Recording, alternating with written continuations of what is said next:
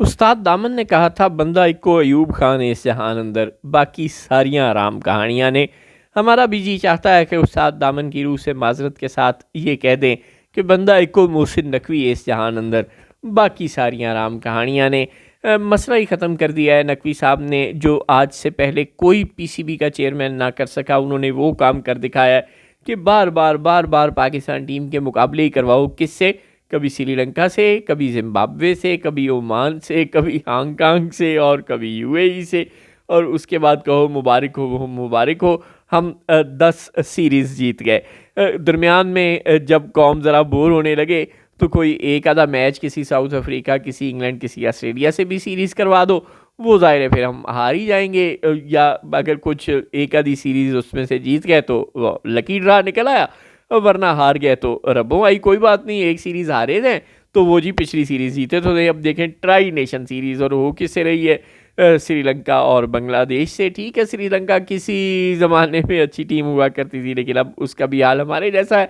अल्लाह अल्लाह खैर सल्ला। और ऊपर से जिम्बाब्वे है माशाल्लाह, और वो जो पाकिस्तान शाहीन्स हैं वो भी किससे जीते हैं? वो भी जीते हैं बांग्लादेश से। और हम राइजिंग एशिया कप के फाइनल के चैम्पियन भी बन गए हैं माशाल्लाह। और ऊपर से हम क्रिकेट में भी आपको पता है ट्राई सीरीज़ की तकरीबन चैम्पियन ही समझे हमें।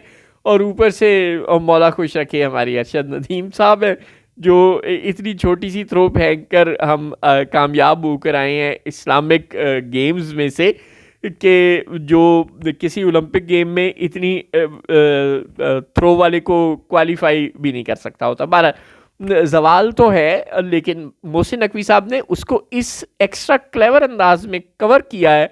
बार बार बार बार, कभी ओमान से, कभी हांगकांग से, कभी यूएई से, और कभी बांग्लादेश, कभी जिम्बाब्वे से मैच करा करा के अंदर अंदर से कौम को लगने लग पड़ा है कि वाकई पाकिस्तान क्रिकेट टीम तो कोई को बेहतर होती जा रही है।